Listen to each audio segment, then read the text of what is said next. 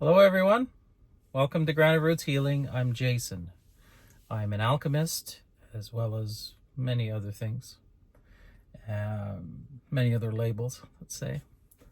And I want to talk about rituals and how important they are, and how I've kind of contradicting myself. In my last video, I stated how manifesting didn't require rituals and how they don't really work, but that's not really true. So I'm going to explain that. But before I do, I would like to point out that I have a Patreon account attached to this page, as well as a PayPal account. If you want to do a one-time donation and help me continue making these videos, I would be greatly appreciated. Or if you'd like, I have Patreon-specific content that I've started posting over there. It's more of a personal look into my life, short videos, and I'm going to do them pretty consistently, as well as based on which tier you sign up for. I'm offering coaching. So I can't remember what the tiers are. You can go over and look at them, but there's 1 hour slots with me, and I will help you understand what's going on in your awakening journey to this point. If that doesn't interest you, just a Teams call with me and I can listen to whatever you want to talk about, or we can just have a chat. Please go over there and do that, because if you feel called to and you have the finances, this is a way for me to start making some finances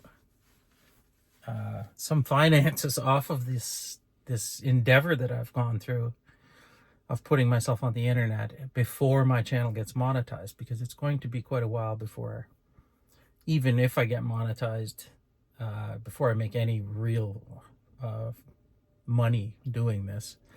And I would like to continue doing it, and please go over. I'll be forever grateful. Anyway, so we get on to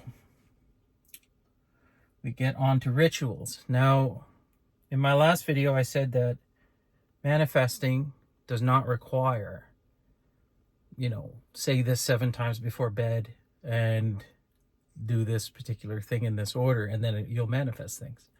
And I stand by that. I don't believe that is the point of it. And this is where the confusion starts, because being ritualistic is an extremely valuable tool in staying present in the moment. So in order to manifest, you need to be, so let's talk about the 144,000 again.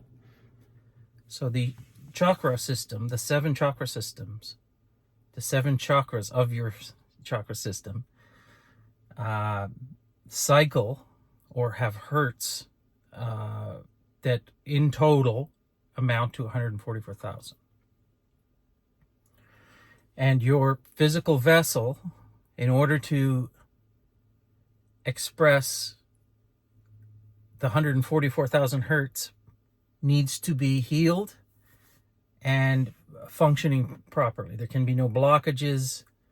You need to have it in good working order in order to embody that much light.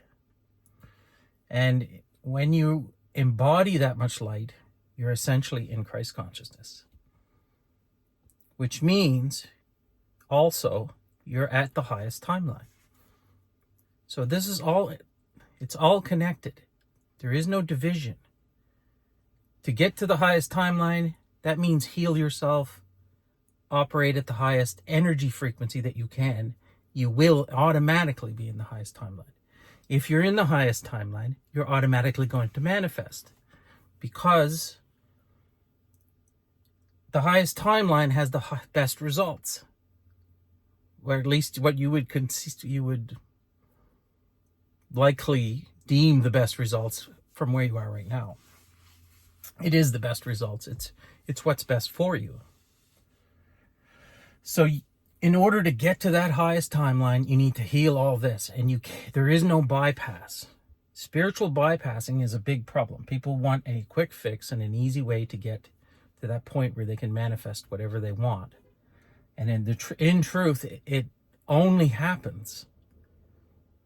It only happens when you're embodying the most amount of light you can. Now, we're undergoing physical changes to our body, our DNA structure. It's going to be improving. You will notice your chakras as you start to heal your body and you can embody more light. Blockages in your energy system will start to clear, and your throat chakra will suddenly work better. You'll be able to speak clearer, and you'll be able to express yourself better, like I've noticed with myself personally. And so you need to get to that highest timeline. You need to get to embody as much light as possible.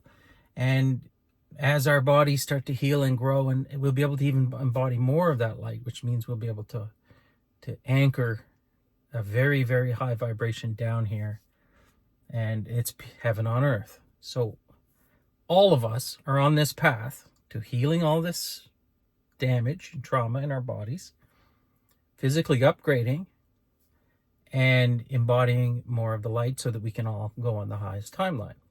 All of us. There is a split, and many people won't make I don't know how many. I don't know. I've heard estimates, but I don't have a concrete answer as to how many won't make the cut. And it's not important. If you're watching this video, you're going to make the cut. Trust me. So you want to embody all that light. It's critical. This is how you do it. Well, I said in my last video that these little tricks that you can do won't really work. And even if they did work and you manifested a pile of money, you're going to lose it. You're going to spend it on the wrong things because you don't have the wisdom to direct it in the right direction. That energy of money in the right place. So it'll look like you've succeeded on the outside, and then you'll have huge disasters in your life. Just think of professional athletes or people who win the lottery and they're not healed. What happens? Inevitably, what happens? They always lose the money. Always.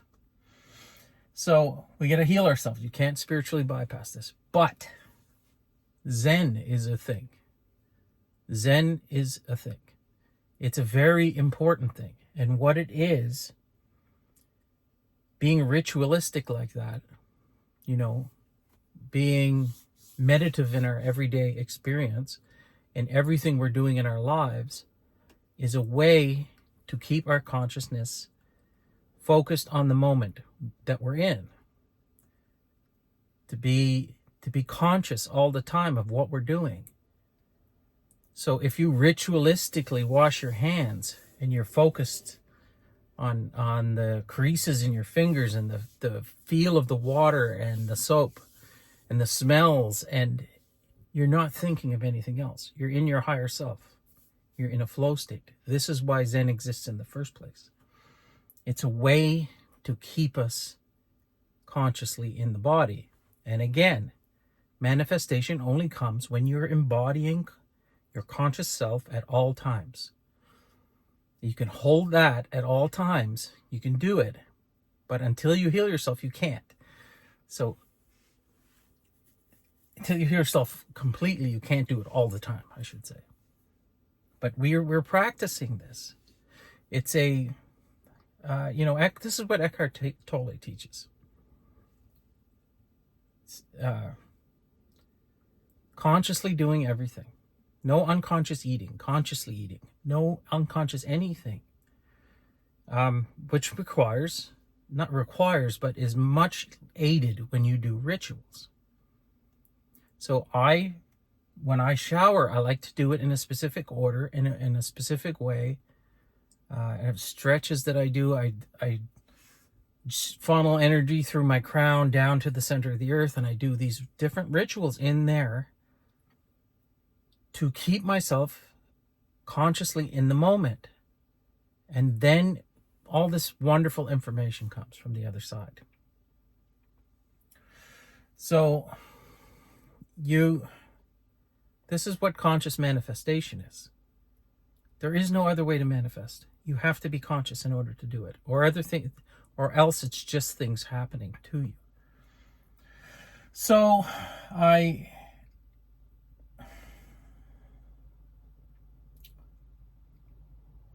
it's very difficult and it's very frustrating because we all want to bypass this. We don't want to do this work anymore. We're very tired. Most of us are exhausted. And it's just another thing and another thing and another thing that you have to heal and work on. And then your manifestation doesn't come yet because you're not quite there. And then there's another thing. And it's never ending. Because that's the wrong way to look at it. It is never ending. Being okay with the state that you're in and proud of what you've accomplished to this point is the key here. Gratitude. It's not going to stop anytime soon. I'm sorry to say. We have years, and there's going to be a lot of pain that has to be dealt with by humanity in general, which we're all consciously connected together. So you don't get to bypass that. And we have to heal all that. And some of that stuff is pretty bad. And, as an empath and a feeler of all this energy, when there's a very small percentage of us that are understanding this, what's going on, we can alchemize this. We can breathe this into our heart center, and we should, as a group of awakened beings, or awakening beings, I should say. But until a larger portion of the population starts to get to the point where we are, it's going to weigh on you.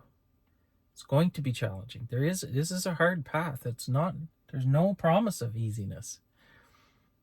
It's the only thing you can do is focus on yourself, heal yourself, get to that high timeline so you can do the maximum amount of good. And that's it. Once you start doing that, it'll all start to fall into place. I know this is true. I'm speaking to myself here more than anything, which is this is what a lot of these videos have been used for in the first place. There are ways for me to clarify this in my own mind for myself, and hopefully someone gets something out of it. That's the point of this. So, do rituals work? Absolutely. Don't get caught up on the number of times you write something down, or that doesn't matter. It doesn't. All that matters, the specifics of it don't matter, is that you're staying consciously in the moment as you're doing it.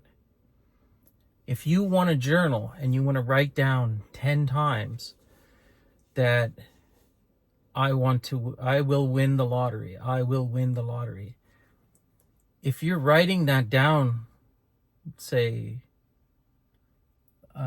not consciously, just going through the motions, it will have zero effect. Zero effect. It's the only way this is going to work is if you're in alignment with that, you're in the highest vibrational frequency at the highest timeline. And you're consciously stating that. You're thinking about it. You're feeling what it would be like for that to happen to you. And then write it. And then reset and do it again. Japanese tea ceremonies. Why do they do it that way? Why is everything placed in a very specific spot? Poured a certain way. It's extreme ritual. This is Zen Buddhism. It's to keep you in the moment. That ritual can be very useful in helping you stay grounded and in the moment. And to that point, I was a little bit wrong in my last video. I still stand by, it doesn't matter what. You can't bypass this, and it doesn't matter how many times you write it down.